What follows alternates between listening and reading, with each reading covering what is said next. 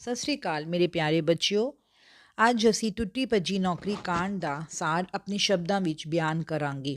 ਟੁੱਟੀ ਭੱਜੀ ਨੌਕਰੀ ਕਾਂਡ ਵਿੱਚ ਲੇਖਕ ਦੱਸਦਾ ਹੈ ਕਿ ਕਿਸ ਤਰ੍ਹਾਂ ਇੱਕ ਸ਼ਾਮ ਨੂੰ ਪਾਈਆ ਜੀ ਦੇ ਪਾਕਿਸਤਾਨ ਤੋਂ ਆ ਜਾਣ ਪਿੱਛੋਂ ਉਸ ਤੋਂ ਬਿਨਾਂ ਸਾਰਾ ਪਰਿਵਾਰ ਦਿੱਲੀ ਚਲਾ ਗਿਆ ਤੇ ਫਿਰ ਉਹ ਵੀ ਪਟਿਆਲੇ ਵਿੱਚ ਮਿਲੀ ਆਪਣੀ ਟੁੱਟੀ ਭੱਜੀ ਨੌਕਰੀ ਨੂੰ ਛੱਡ ਕੇ ਦਿੱਲੀ ਲਈ ਚੱਲ ਪਿਆ। ਲੇਖਕ ਦੱਸਦਾ ਹੈ ਕਿ ਇੱਕ ਸ਼ਾਮ ਉਸਦੀ ਭੈਣ ਬਸੰਤ ਦਾ ਪਤੀ ਠੀਕ ਠਾਕ ਪਟਿਆਲੇ ਪਹੁੰਚ ਗਿਆ। ਸਭ ਦੀ ਉਡੀਕ ਮੁੱਕ ਗਈ ਉੱਥੇ ਹੀ।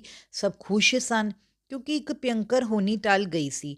ਅੱਧੀ ਰਾਤ ਤੱਕ ਉਹ ਆਪਣੀ ਕਰੁਣਾਮਈ ਤੇ ਰੋਮਾਂਚਿਕ ਦਾਸਤਾਨ ਸੁਣਾਉਂਦੇ ਰਹੇ, ਜਿਸ ਤੋਂ ਪਤਾ ਲੱਗਾ ਕਿ ਉਹ ਕਿੰਨੀ ਮੁਸ਼ਕਿਲ ਨਾਲ ਪਾਕਿਸਤਾਨ ਵਿੱਚੋਂ ਨਿਕਲ ਕੇ ਪਟਿਆਲੇ ਪਹੁੰਚੇ। ਲੇਖਕ ਦੀ ਭੈਣ ਦੇ ਪਤੀ ਨੇ ਇੱਕ ਦਿਨ ਪਟਿਆਲੇ ਰਹਿ ਕੇ ਅਗਲੇ ਦਿਨ ਦਿੱਲੀ ਜਾਣਾ ਸੀ, ਕਿਉਂਕਿ ਉਹਨਾਂ ਨੇ ਉੱਥੇ ਆਰਡੀਨੈਂਸ ਡਿਪੋ ਵਿੱਚ ਆਪਣੀ ਹਾਜ਼ਰੀ ਦੇਣੀ ਸੀ। ਲੇਖਕ ਦੇ ਮਾਤਾ ਜੀ ਵੀ ਉਹਨਾਂ ਨਾਲ ਹੀ ਦਿੱਲੀ ਜਾਣ ਦੀਆਂ ਤਿਆਰੀਆਂ ਕਰਨ ਲੱਗੇ। ਹੁਣ ਉਹਨਾਂ ਨੇ ਪਟਿਆਲੇ ਸਦਾ ਲਈ ਛੱਡ ਜਾਣਾ ਸੀ।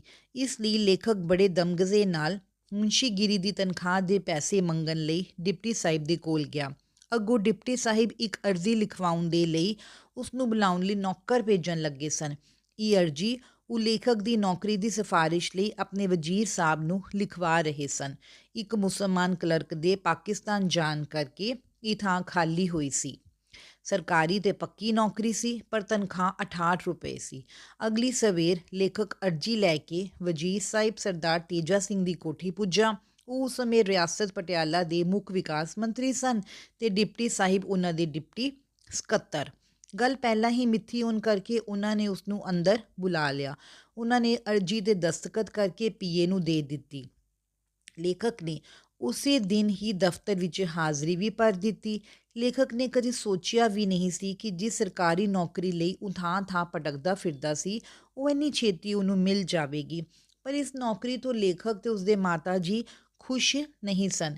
ਲੇਖਕ ਸਰਕਾਰੀ ਮਸ਼ੀਨਰੀ ਦਾ ਨਿੱਕਾ ਜਿਹਾ ਪੁਰਜਾ ਬਣਨਾ ਪਸੰਦ ਨਹੀਂ ਸੀ ਕਰਦਾ ਤੇ ਮਾਤਾ ਜੀ ਵੀ ਸੋਚਦੇ ਸਨ ਕਿ 68 ਰੁਪਇਆਂ ਨਾਲ ਤਾਂ ਦਾਲ ਸਬਜ਼ੀ ਵੀ ਨਹੀਂ ਪੂਰੀ ਹੋਣੀ ਤੇ ਮਕਾਨ ਦਾ ਕਿਰਾਇਆ ਕਿੱਥੋਂ ਨਿਕਲੇਗਾ। ਉਹ ਕਹਿ ਰਹੇ ਸਨ ਕਿ ਉਹ ਇਸ ਟੁੱਟੀ ਭੱਜੀ ਨੌਕਰੀ ਨੂੰ ਛੱਡ ਦੇਵੇ।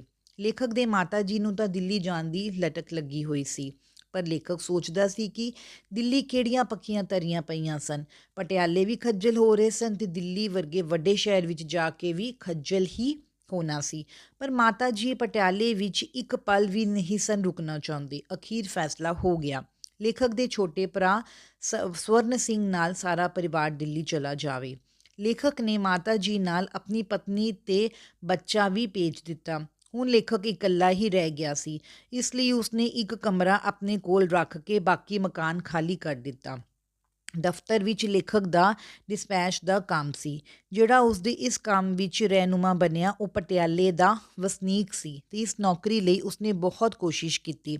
ਇਸ ਲਈ ਉਸਨੇ ਵਜ਼ੀਰ ਸਾਹਿਬ ਦੀਆਂ ਮਿੰਨਤਾਂ ਕੀਤੀਆਂ ਸਨ, ਪਰ ਬਣਿਆ ਕੁਝ ਨਹੀਂ ਸੀ। ਲੇਖਕ ਨੇ ਉਸ ਨੂੰ ਕਿਹਾ ਕਿ ਉਹ 2 ਕੁ ਮਹੀਨੇ ਹੀ ਨੌਕਰੀ ਕਰੇਗਾ ਤਾਂ ਨੌਕਰੀ ਪ੍ਰਾਪਤ ਕਰਨ ਦੀ ਆਪਣੀ ਕੋਸ਼ਿਸ਼ ਜਾਰੀ ਰੱਖੇ।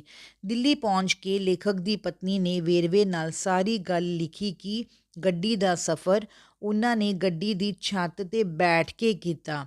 ਸਟੇਸ਼ਨ ਤੋਂ ਉਤਰ ਕੇ ਇੱਕ ਵਾਕਫ ਮਿਲ ਜਾਣ ਤੋਂ ਪਤਾ ਲੱਗਾ ਕਿ ਲੇਖਕ ਦੀ ਛੋਟੀ ਭੈਣ ਹਰਬੰਸ ਦਾ ਸਹੁਰਾ ਦਰਿਆਗੰਜ ਵਿੱਚ ਥਾਣੇਦਾਰ ਲੱਗਾ ਹੋਇਆ ਸੀ।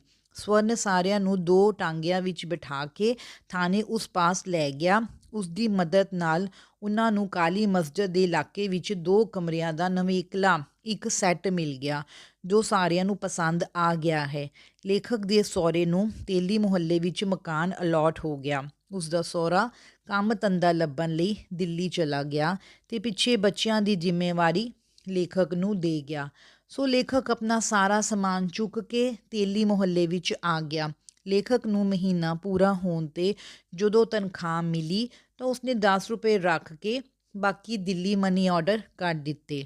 ਮਹੀਨੇ ਸਵਾ ਮਹੀਨੇ ਬਾਅਦ ਲੇਖਕ ਦੀ ਸੱਸ ਦਿੱਲੀ ਜਾਣ ਲਈ ਸਮਾਨ ਬੰਨ੍ਹਣ ਲੱਗੀ। ਲੇਖਕ ਦੇ ਦਫ਼ਤਰ ਵਿੱਚ ਸਾਹਿਬਜ਼ਾਦਿਆਂ ਦੀ ਸ਼ਹੀਦੀ ਦੀਆਂ 3 ਛੁੱਟੀਆਂ ਸਨ।